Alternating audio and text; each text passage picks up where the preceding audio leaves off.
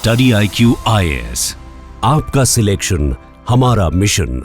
नमस्कार दोस्तों कल भारत ने 5 बड़े जो डिप्लोमेटिक स्टेप्स लिए हैं पाकिस्तान के खिलाफ। इसको देखते हुए जैसे ही आज कराची स्टॉक मार्केट ओपन हुआ उसमें बड़ी गिरावट देखने को मिली। लेकिन साथ ही साथ मैं आपको बता दूं, पाकिस्तान चाहता है कि ये जो पूरा मामला है उसको एस्केलेट किया जाए और इसको देखते हुए उसने सरफेस टू सरफेस जो मिसाइल है उसके टेस्ट का अनाउंसमेंट कर दिया और ये कराची के कोस्ट के पास किया जाएगा। इसको थोड़ा सा डिटेल में समझेंगे कि एग्जैक्टली है क्या ये चीज और भारत किस तरह से इसको देख रहा है, इसका इंपैक्ट क्या होगा। चलिए शुरुआत करते हैं। सबसे पहले मैं आपको बता दूं, पाकिस्तान ने थर्सडे को ही यहां पर इशू कर दिया मैरीटाइम नोटिफिकेशन। मतलब यह बता दिया दुनिया को कि हम सरफेस टू सरफेस जो मिसाइल टेस्ट है वो कराची कोस्ट के पास करने वाले हैं। बेसिकली कराची कोस्ट की अगर हम बात करें तो ये आप देख सकते हो सिंध प्रोविंस का ये कैपिटल है पाकिस्तान के अंदर, तो इसी कोस्ट के नजदीक जो है यहां पर मिसाइल टेस्ट किया जाएगा। अब क्वेश्चन ये है कि ये अनाउंसमेंट है क्या एग्जैक्टली। देखो हम बात कर रहे हैं सरफेस टू सरफेस मिसाइल की, मतलब लैंड से लेकर जो लैंड पर गिरता है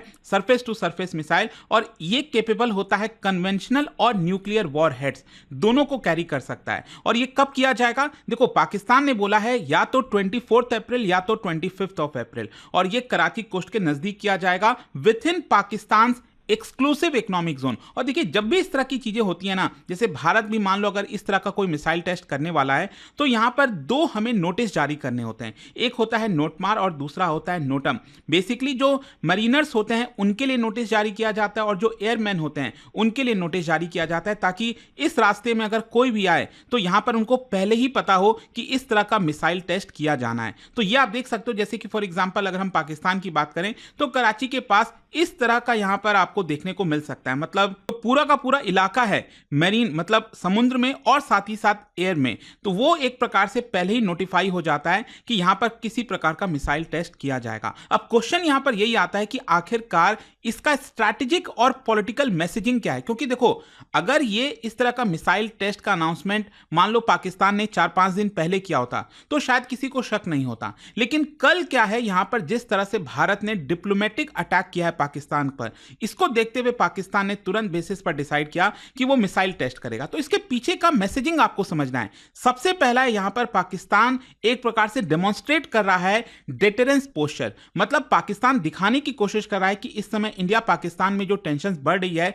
इसको देखते हुए पाकिस्तान अपने आप को रेडी कर रहा है। साथ ही साथ अपना शो ऑफ स्ट्रेंथ जो है डोमेस्टिक और इंटरनेशनल ऑडियंस दोनों को दिखाना चाहता है। और जहां तक भारत की तरफ सिग्नल की बात करें तो एक प्रकार से वो भारत को चेतावनी देने की कोशिश कर रहा है। मतलब भारत अगर यहां पर एग्रेसिव डिप्लोमेटिक स्टेप लिया है और एक प्रकार से अगर किसी तरह से आप समझिए मिलिट्री अटैक करेगा भारत, तो उसके पहले यहां पर पाकिस्तान एक सिग्नल दे रहा है भारत को कि हम भी इसके लिए तैयार हैं। मतलब पाकिस्तान यह चाहता है कि भारत ने जिस तरह से बालाकोट एयर स्ट्राइक किया था वैसा यहां पर भारत ये ना करे। अब देखो अल्टीमेटली भारत क्या करेगा क्या नहीं करेगा वो तो समय ही बताएगा, लेकिन आपको मैं बता दूं पाकिस्तान इस तरह की हरकत कल से ही कर रहा था, क्योंकि कल भी मैंने एक वीडियो बनाया था और आपको बताया था कि कैसे पाकिस्तान के अंदर जम्मू कश्मीर के पास जो बॉर्डर है उसके पास जो है मिलिट्री प्लेन्स को साथ ही साथ कई सारे सैनिकों को वहां पर भेज रहा है। जैसे आप देख सकते हो Lockheed C-130E Hercules transport aircraft वगैरह, बेसिकली लाहौर के पास,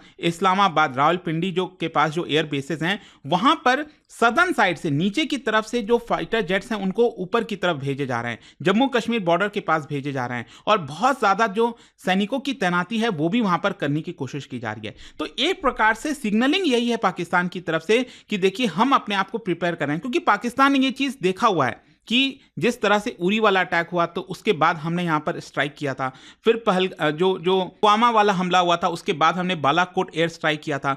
तो पाकिस्तान को लग रहा है कि शायद क्या भारत इसी तरह के कोई कदम लेगा। अब अल्टीमेटली भारत ही जाने और अजीत डोवल साहब जानेंगे, अमित शाह जी जानेंगे कि एग्जैक्टली हम क्या कदम लेने वाले हैं। लेकिन यहां पर आपको एक और चीज समझना है कि पाकिस्तान एक प्रकार से इंटरनेशनल जो प्रेशर है उससे डाइवर्ट कर रहा है अपने आप को, मतलब अपने डोमेस्टिक ऑडियंस के ऊपर जो प्रेशर आ रहा है उससे डाइवर्ट करना चाहता है। क्योंकि अभी अगर आप देखोगे जिस तरह से अलग अलग देशों ने खंडन किया इस पूरे अटैक का और पाकिस्तान के ऊपर प्रेशर बनाया है। फॉर एग्जांपल यूनाइटेड नेशंस की तरफ से जो जनरल सेक्रेटरी जनरल है एंटोनियो गुटेरेस, उन्होंने भी यहां पर कहा कि ये जो वॉयलेशन है वो इंटरनेशनल ह्यूमैनिटेरियन नॉर्म्स के खिलाफ जाता है। और यहां पर उन्होंने मीडिएशन और डायलॉग की बात नहीं की, मतलब भारत के नैरेटिव को एक प्रकार से सपोर्ट किया। यूनाइटेड स्टेट्स की तरफ से डोनाल्ड ट्रंप ने भी यहां पर साफ साफ कह दिया कि यूएस एड हम समाप्त कर देंगे अगर इसी तरह से पाकिस्तान करता रहा। यूरोपियन यूनियन के कई सारे देश, यूके, फ्रांस, जर्मनी, उन्होंने भी यहां पर कहा है कि इसको हम कंडेम करते हैं और पाकिस्तान को कहते हैं कि जो इंफ्रास्ट्रक्चर है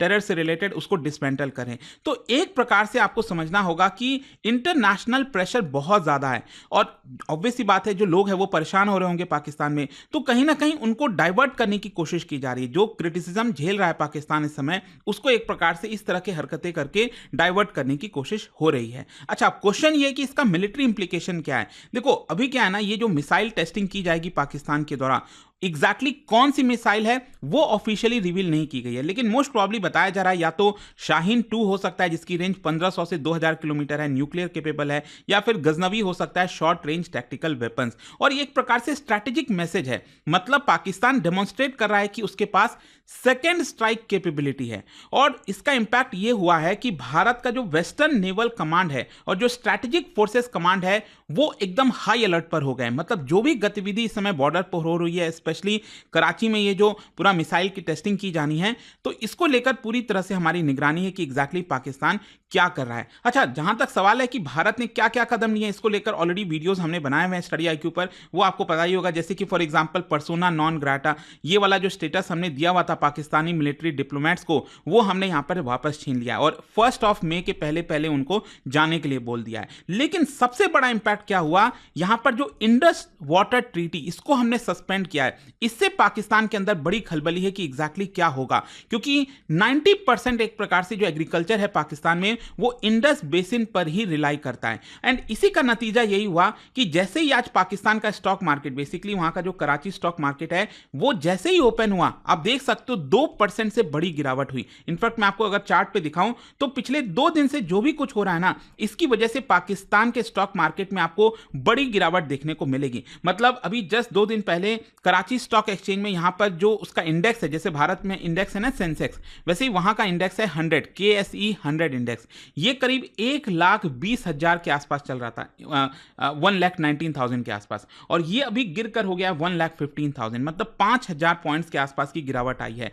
तो यहां पर यही हो रहा है कि पाकिस्तान में थोड़ा सा पैनिक जैसा सिचुएशन है। और आप देख सकते हो यहां पर जो इन्वेस्टर्स का सेंटीमेंट है वो काफी नेगेटिव हुआ है। फॉर एग्जांपल यहां पर यही बोला जा रहा है कि एटलीस्ट लिमिटेड, मतलब लिमिटेड वॉर का बहुत बड़ा खतरा है पाकिस्तान के ऊपर, और इसकी वजह से जो फॉरेन इन्वेस्टमेंट आउटफ्लो है वो बढ़ सकता है। जो फॉरेन इन्वेस्टमेंट थोड़ा बहुत आया भी है पाकिस्तान में वो वापस जा सकता है, और साथ ही साथ इंटरनेशनल सैंक्शंस का खतरा है कि यहां पर FATF के ग्रे लिस्ट में वापस पाकिस्तान चला जाएगा। तो एक प्रकार से काफी ज्यादा इस तरह का इन्वेस्टर का जो सेंटीमेंट है वो नेगेटिव चल रहा है। और इसका सेक्टोरल इंपैक्ट मैं आपको बताता हूं। देखो सबसे ज्यादा इंपैक्ट वहां के बैंकिंग एंड फाइनेंशियल शेयर्स पर आया है, क्योंकि करेंसी डेप्रिशिएट का बड़ा खतरा है, जिसकी वजह से डायरेक्ट इंपैक्ट आपको फाइनेंशियल शेयर्स में देखने को मिलेंगे। और इंडस वाटर ट्रीटी सस्पेंशन की वजह से वहां के जो पावर और यूटिलिटीज वाले स्टॉक्स हैं उसमें बड़ी गिरावट देखने को मिली है। अच्छा, जहां तक भारत के स्टॉक मार्केट का सवाल है तो देखो पिछले कुछ दिन से काफी अच्छा चल रहा है, क्योंकि एक्चुअली क्या है, हमारे यहां पर पाकिस्तान का कंसर्न नहीं, हमारे यहां पर कंसर्न है